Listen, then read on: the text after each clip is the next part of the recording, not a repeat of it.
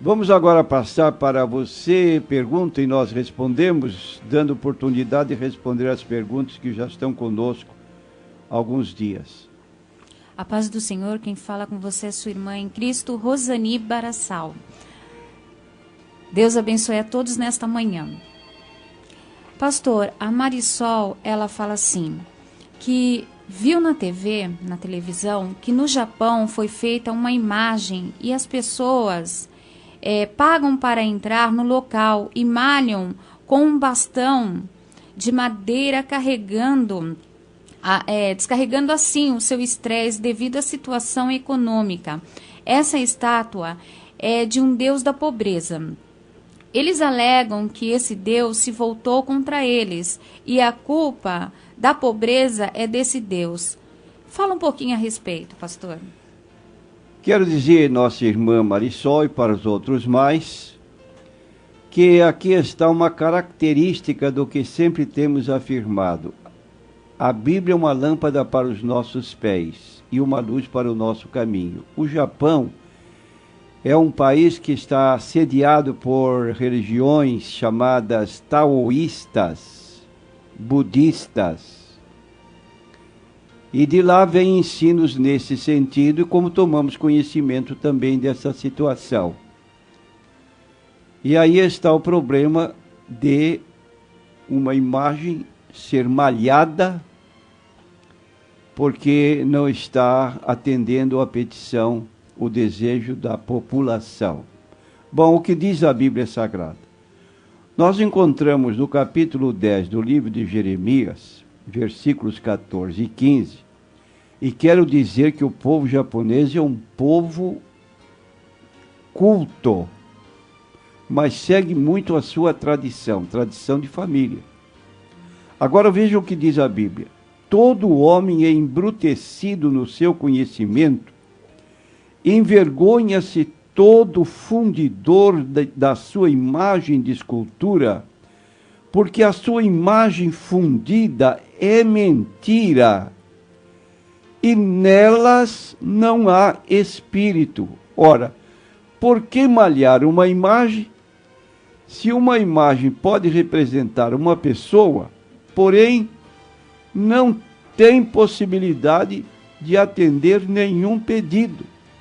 Então diz ainda o Jeremias no versículo 15, vaidade são obra de enganos, no tempo da sua visitação virão a perecer.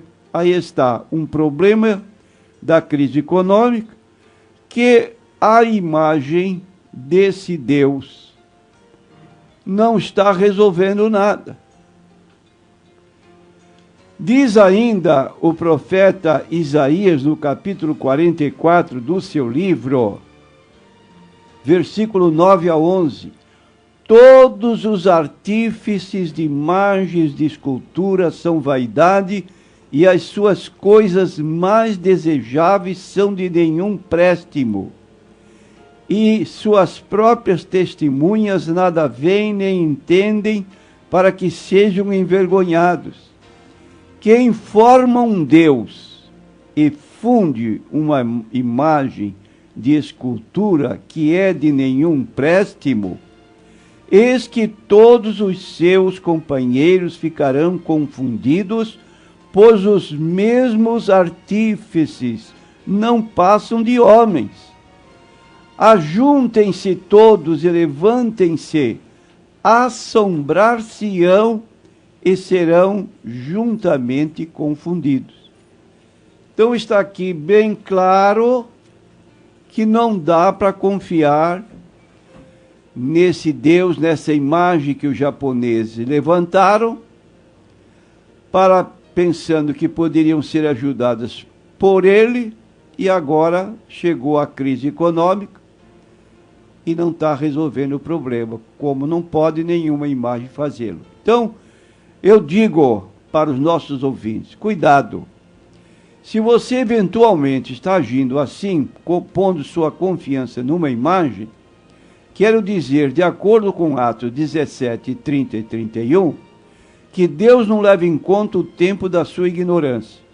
Ignorância significa desconhecimento. Eu não sabia, nunca ouvi falar, nunca li a Bíblia. Deus não leva em conta o que você fez de sacrifícios, de petições e de outras coisas mais em favor daquela imagem da sua devoção. Ele só aconselha que se arrependa, porque haverá o dia do juízo final, e aí não tem escape. Naquele dia é a última etapa. Não tem mais nada para ser perdoado no dia de juízo. NQI, uma mulher, pastor, batizada há 10 anos na igreja evangélica, porém já faz algum tempo que não congrega e hoje é dependente de droga. Quer saber o que pode fazer para se fortalecer? Eu quero dizer para a nossa ouvinte que ela faça o mesmo que fez o filho pródigo. Está no capítulo 15 de Lucas. Ele saiu de casa com todos os bens que o pai repartiu na herança, viveu muito bem com seus amigos, com as meretrizes, bebidas, muita amizade, mas o dinheiro acabou. Quando acabou o dinheiro, acabaram seus amigos, e ele ficou então desolado, sem saber o que fazer, procurou emprego, lhe deram um emprego de apacentador de porcos, e ele então desejava comer as bolotas que os porcos comiam e ninguém lhe dava nada. O que fez ele? Se arrependeu. Voltou para casa com uma confissão ensaiada. Pai, eu pequei contra o céu perante ti, não sou digno de ser chamado teu filho, mas me recebe como empregado. Foi muito bem recebido. Seus andrajos foram tirados e ele então passou a condição de filho novamente porque foi perdoado pelo seu pai. Quero dizer a nosso ouvinte, está no livro de Jeremias, capítulo 2, versículo 19, a tua malícia te castigará, as tuas apostasias te repreenderão. Sabe, pois, e vê que mal e quão amargo é deixares ao Senhor teu Deus, e não teres em ti o meu temor, diz o Senhor dos Exércitos. O tempo da declaração aqui de Jeremias 3,19 é para o futuro, tua malícia te castigará, mas no seu caso já chegou. Você está, como se costuma dizer, numa situação igual ao que o salmista apontou no livro de Salmos 40. Ele chegou a dizer da seguinte maneira: esperei com paciência no Senhor, Ele ouviu o meu clamor, tirou-me de um lago horrível, de um charco de lodo. E você está vivendo nesse charco de lodo. Pessoa que tem problema de dependência de droga, precisa urgentemente do Senhor Jesus. Tirou-me de um lago horrível, de um charco de lodo, pôs os meus pés sobre uma rocha, firmou os meus passos, pôs um novo cântico na minha boca, um hino ao nosso Deus, e muitos o verão, e temerão e confiarão no Senhor. Bem-aventurado o homem que põe no Senhor a sua confiança e que não respeita os soberbos, nem os que se desviam para a mentira. Então, minha prezada, você precisa tomar uma medida urgente de se voltar para o Senhor Jesus Cristo. E a palavra de Deus diz assim para você: vai, pois, e apregou estas palavras. Dize, volta, ó rebelde. Não tem o seu nome para colocar aqui. Volta, ó rebelde, Maria, Antônia, Joana, Alice. Não sei o seu nome, mas sei que a Bíblia está dizendo para você: você foi rebelde. Afastar-se de Deus. Volta, não farei cair a minha ira sobre ti, porque misericordioso sou, diz o Senhor, e não conservarei para sempre a minha ira. Somente reconhece a tua iniquidade que transgrediste contra o Senhor teu Deus. Você pecou em se tornar apóstata, mas volta que Jesus pode lhe dar recepção.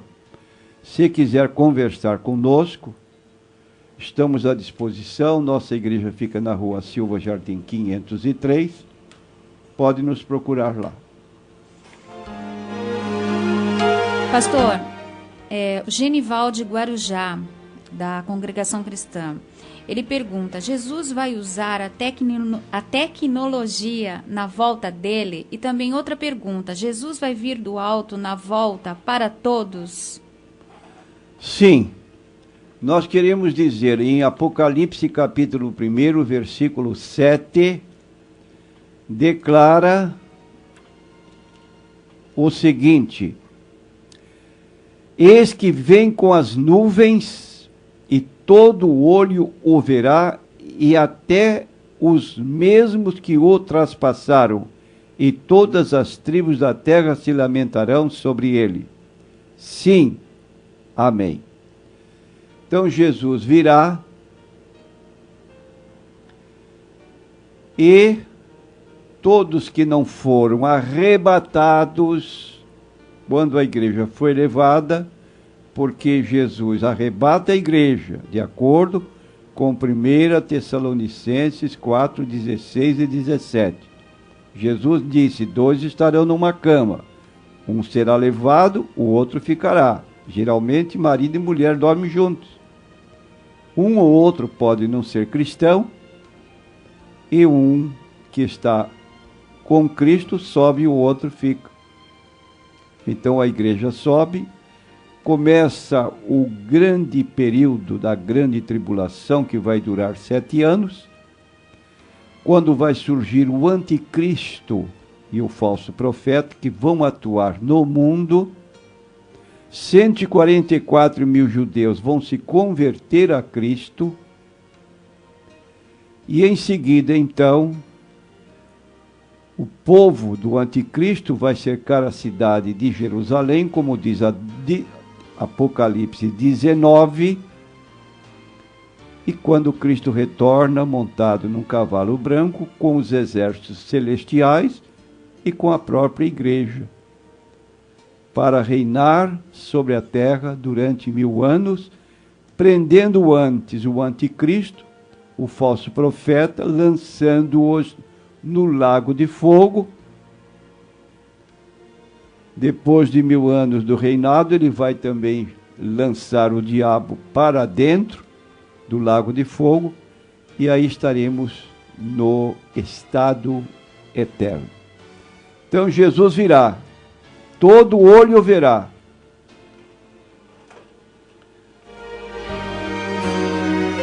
Agora, essa pergunta que segue aqui sobre tecnologia, eu quero dizer ao nosso irmão Genival que a nossa tecnologia, perto da tecnologia celestial, se podemos usar essa terminologia, é muito mais alta. Nós estamos aqui engatinhando, irmão Genival. Jesus não vai precisar dessa nossa tecnologia muito rudimentar. Pastor, ele diz que tem muita ansiedade de conhecer o pastor. E ele diz também: gostei da resposta. Mas ele não estava ouvindo ainda. Ah, já ligou dizendo? Já. Então 4/4 é hoje, né? É. Tá certo. Obrigado, irmão, pela sua manifestação. A nossa irmã Dorcelina, ela também pergunta: por que chamam Jesus por outros nomes como Emanuel, Jeová? Se seu nome não é Jesus Cristo? Quero dizer a nossa irmã Dorcelina que Jesus tem outros nomes que caracterizam atividades dele. Por exemplo, esse nome Emanuel aparece no livro de Isaías, no capítulo 7 e versículo 14. E esse texto de Isaías 7,14 é repetido em Mateus, capítulo 1, versículos 21 a 23. Só que o escritor Mateus se encarrega de dar o sentido da palavra Emanuel. Então diz o texto: e dará à luz um filho, e chamarás o seu nome Jesus, porque ele salvará o seu povo dos seus pecados.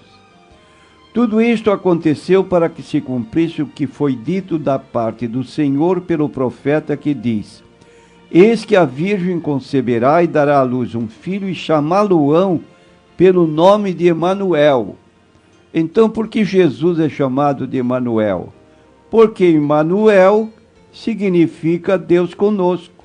Está aqui no versículo 23, na parte final, que traduzido é Deus conosco. Quero dizer para a dona Dorcelina que a palavra Jesus, que aparece no versículo 21, significa Jeová é o Salvador. Então Jesus pode ser chamado Jesus, do hebraico Yeshua, foi levado para o grego Iesus, para o latim, tirando o e u, colocando apenas o u, e por fim, do latim passou para o português, trocando o iod, letra hebraica, para J, ficando Jesus. Então, Jesus tem o sentido Jeová é o Salvador. Emanuel, porque ele, sendo Deus, se fez homem. João 1:1. No princípio era o verbo estava com Deus, o verbo era Deus, e o verbo se fez carne, mostrando então que Jesus aqui na terra tinha uma dupla natureza. Eternamente Deus, no princípio era o verbo. Tomou forma humana, o verbo se fez carne. Logo, Deus e homem, uma personalidade teantrópica. Theos, Deus no grego. Anthropos, homem no grego. Teantrópica, Deus e homem, a um só tempo. Duas naturezas em uma só pessoa.